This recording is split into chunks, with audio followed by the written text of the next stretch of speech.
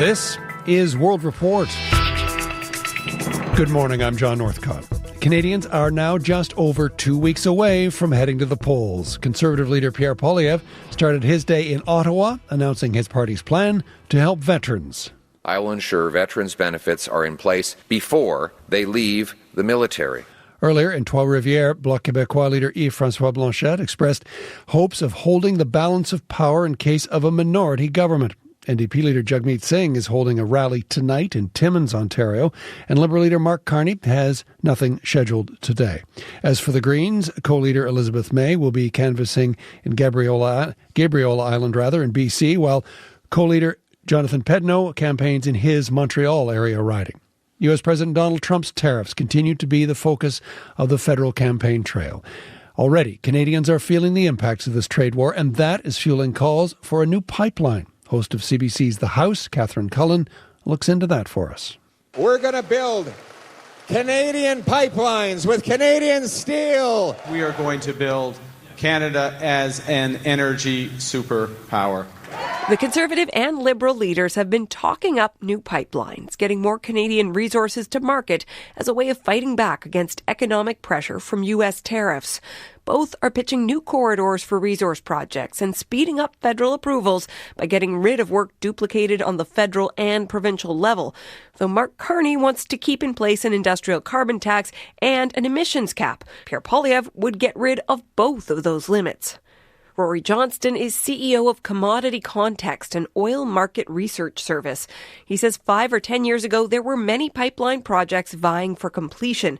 Now, lower oil prices is one factor, meaning there aren't new projects raring to go. Now the pipeline of pipelines is empty. He says the most likely scenario is not a new pipeline. With the current, everything that we have going, would likely be expansions of current pipelines rather than kind of new greenfield, brand new pipes. While there is talk of clean energy too, polls show climate change has dropped dramatically as a top priority for Canadians over the last several years.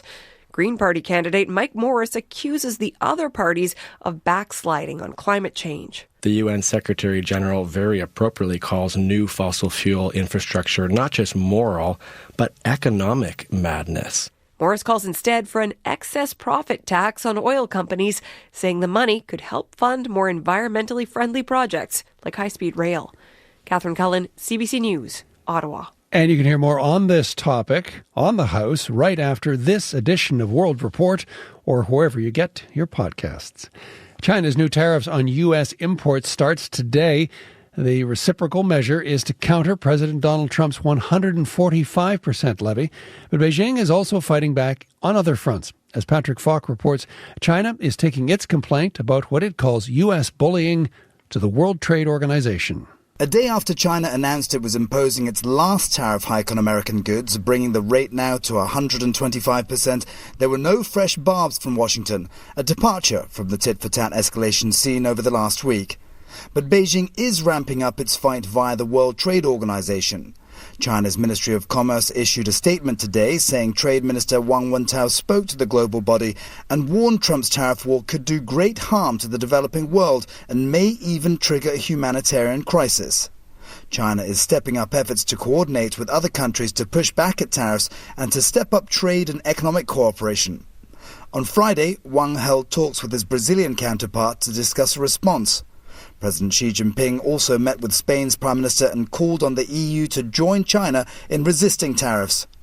China's leaders are also making a 3-nation tour of Southeast Asia next week to garner support, though some are already negotiating with Washington to scale back lofty levies imposed on them.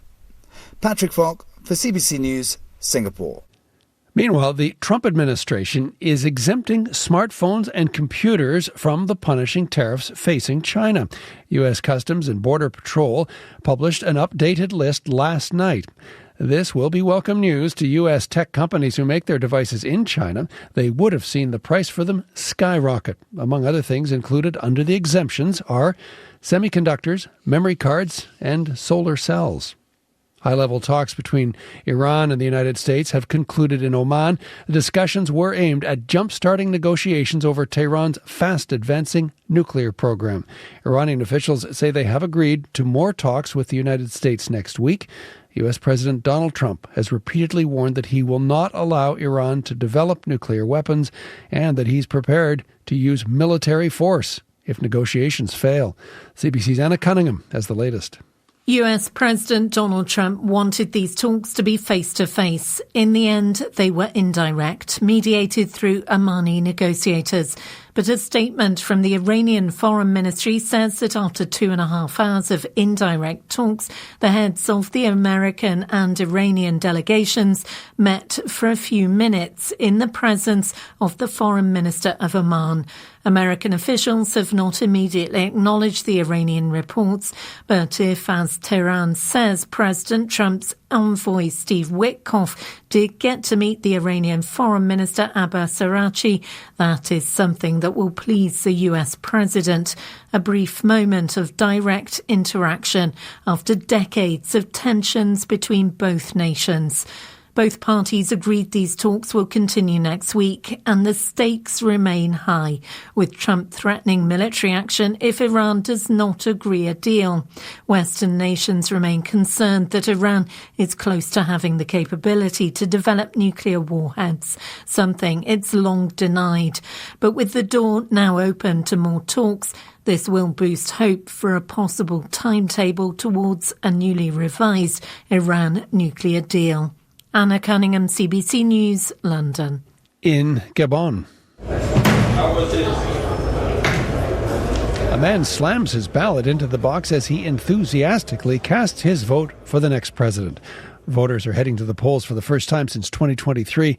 That is when a military coup ended a more than 50-year-long political dynasty in the oil-rich Central African country.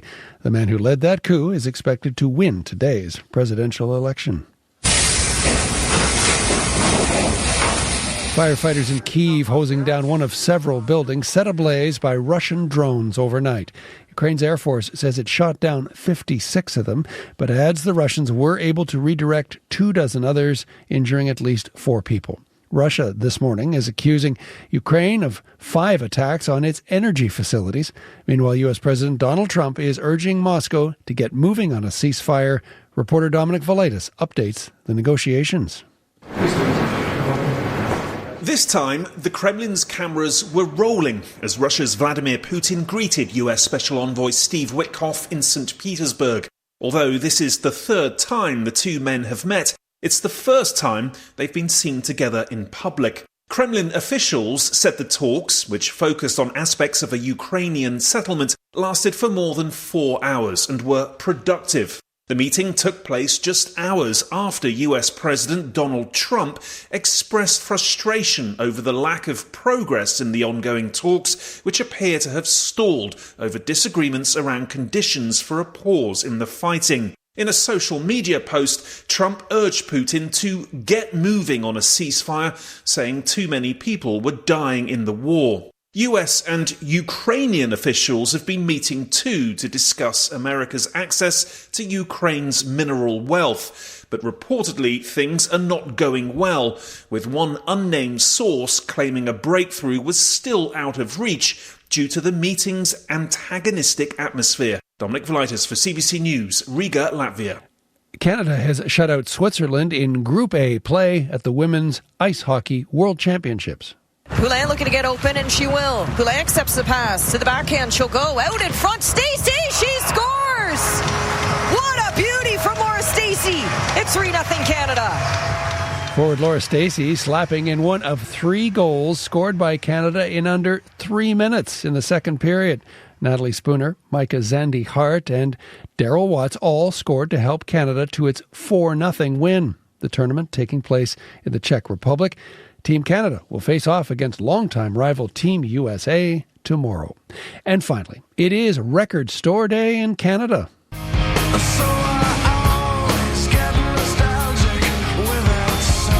Well, That's Big Wreck, Canadian ambassadors to Record Store Day. Today's event is intended to get music lovers to pause streaming and get shopping in person. The band is marking the day by launching a vinyl version of its album Albatross. You're listening to Big Wreck's 1998 single, That Song. And that is the latest national and international news from World Report. I'm John Northcott. This is CBC News.